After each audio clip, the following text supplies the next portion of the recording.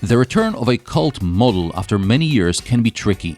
Mini or Fiat 500 succeeded, and over the years they became bases for other family and crossover type of cars. So why not just ditch the original and use the name in a completely different model? I bet this question was asked during some high-level Mitsubishi management meeting. Tanaka-san, we had this popular sports car called Eclipse. Why not turn it into a crossover? Very good idea, Nakamura-san. We already have 2 crossovers, but it's not enough today. We're going to announce a model offensive, and in a few years, all our cars will be crossovers. And this is how Mitsubishi Eclipse Cross was born. It slots between the very good, albeit somewhat boring ASX and equally popular Outlander. No, Eclipse is not a replacement for anything, and yes, there will be more Mitsubishi crossovers very soon. Beauty is in the eye of the beholder. Unlike ASX and Outlander, Eclipse Cross does evoke reactions. Some people think it is a Pontiac Aztek, i.e. it's fugly. Others appreciate modern design, which is like a fresh breeze in an otherwise somewhat stale Mitsubishi model lineup. I wouldn't go as far as to praise Eclipse Cross's design, but I see what the engineers wanted to achieve. Put this next to a Toyota CHR and you'll see Eclipse Cross could have been the cool one. But it was a couple of months late to the party and prospective buyers got themselves Toyotas.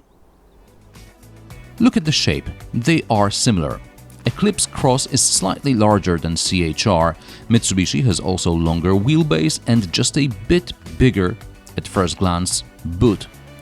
It's got a more powerful engine, it's lighter, it's faster from 0 to 100 km per hour. Let's assume Eclipse Cross and CHR both have modern exterior design. However, inside Mitsubishi is much more conservative. I realize this is a relatively low-spec car, but I also drove a higher spec model and it was also quite gloomy inside. Now, okay, there is nothing to scare you off here. There's a cubby for your smartphone, a couple of USB ports, a 12-volt socket. Everything is here.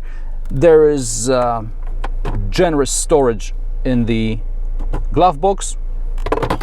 2 of my cups. There is still coffee in this. Brilliant. I love it when Anna doesn't finish her coffee and okay, this is 3, 4. Okay, this is old coffee, but still very good in the morning. Anyway, so we have a couple of cup holders. There is storage under the armrest. Everything is here. As far as functionality is concerned, this is very good design. Dials are the same as in most Mitsubishis for the last 10 years.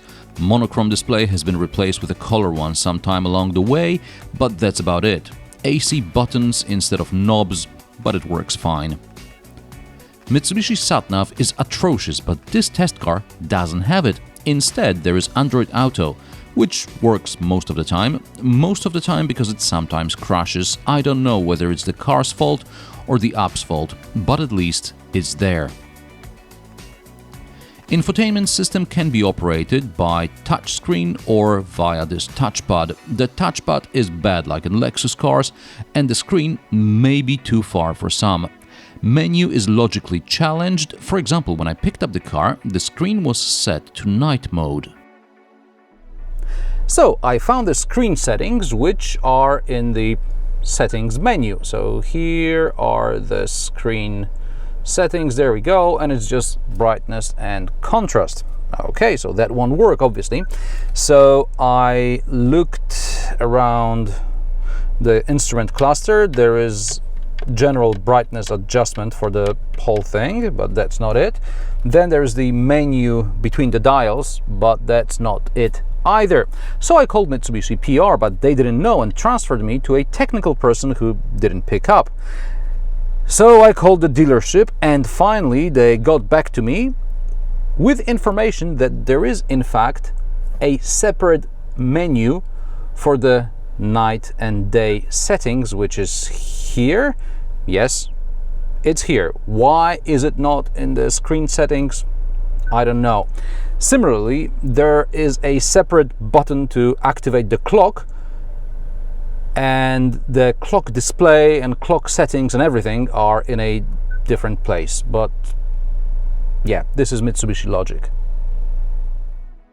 Mitsubishi Eclipse Cross is powered by a 1.5 turbo petrol engine producing 163 horsepower and 250 Nm of torque, so it's slightly more powerful than VW's TSI, but all this power is wasted because of the manual gearbox. In first gear, it's hard not to stall without burning the clutch.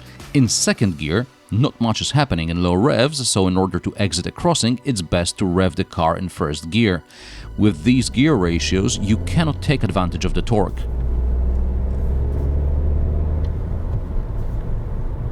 There's a fix for it, and it's called CVT, or continuously variable transmission. I know everything is better than CVT except Eclipse Cross with a manual transmission. CVT in this car will cost you about €1,600, and yeah, I think it's well worth it. Go to a showroom, drive a manual, drive a CVT, and you'll see what I mean. Now, the gear lever in the manual is very long and it's relatively high, and I bet if you ask Mitsubishi, they will tell you this is for safety and comfort because you don't have to move your hand very far from the steering wheel to reach the gear lever.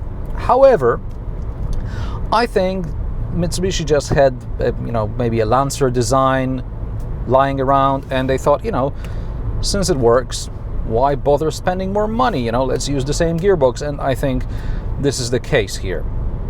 Okay, maybe it's cheaper. CVT Eclipse Cross can also be had with an all-wheel drive system. Manual only gets front-wheel drive. In some markets there is also a 2.2-liter diesel. Suspension is average. Damping is insufficient on rougher surfaces, but otherwise it's not too bad. This is not a car for fast cornering either, it's better on long straights. I recall complaining Toyota CHR is underpowered for the good chassis it has. Eclipse Cross doesn't need any more power, it's a car for rolling in city traffic. Especially as above 130 km per hour, it gets loud inside. So long motorway journeys can be somewhat tedious. Average fuel consumption is about 8 liters per 100 kilometers. Mitsubishi claims 6.6, that's 29 and 35 mpg respectively. Despite unusual shape, visibility is okay, even with that thing in the back. I know some smaller people are complaining, but as far as I'm concerned, this is okay. Now, this car gets a reversing camera because this is not the lowest spec, it's the second lowest spec. However, if you want parking sensors, you have to go a trim or two higher. Really?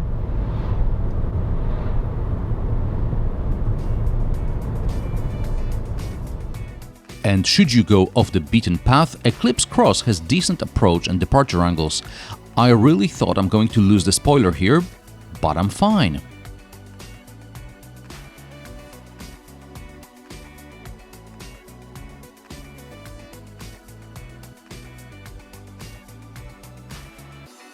It's rather black and gloomy in the back, but at least not as dark as in Toyota CHR.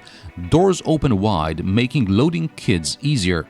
And doors cover the sills, so once your kids start going in and out by themselves, they won't get their trousers dirty. At least not from the car. There's a place for a bottle of water in the door bins, and there's a 12-volt socket in the middle.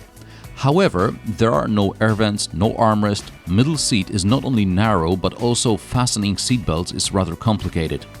Rear seat splits 70-30 and slides 20 centimeters, boosting boot space by around 100 liters from the standard 378. Seats recline or can be set to vertical to further increase boot volume. The problem with the boot is its shape. Due to the falling roofline, we have to push bigger luggage back deeper into the boot. What I mean is, let's say I have this suitcase like this, and let's say there is still some luggage behind because I want to maximize the use of space. So in order to simulate this additional luggage, I'll use this bottle, which will prevent this from sliding. And now, if I try to close the tailgate, we have a bit of a problem. Okay, so I can put the seats up a bit more to a more vertical position, assuming nobody's sitting there, and so on and so on. But it is a bit fiddly to get all this thing around. Now, there is some storage under the boot floor, but there are dividers, and these dividers make this storage less usable. On the plus side, I can remove the boot cover, which is not fiddly at all. I can then hook this up here and never mind. And I can then somehow secure this. Easy peasy this is, yeah. I can secure this down there, close this. Perfect. And now we can start loading bigger stuff, and I can fold the seats to flat-ish position, but this is still much better than in Toyota CHR, where you don't have the double boot floor and you just get a big bump, so sliding bigger items may be a problem. This test Mitsubishi Eclipse Cross in low spec costs around 23,000 euro. I'm of the opinion this is a car you want to get on the cheap, because it can get really expensive. All you want is CVT to make it more usable in everyday driving. From a car guy's perspective, Eclipse Cross is just a tool to get around from A to B. But if you're looking for a funky crossover for around 25 grand and you don't care much for driving dynamics, this could be your next car. And what do you think about Eclipse Cross? Or maybe you prefer CHR? Let me know in the comment section below. Share this video with your friends who are looking for a new car. Subscribe if you haven't, and I'll see you in another review next week or as soon as you click one of those links displayed on the screen.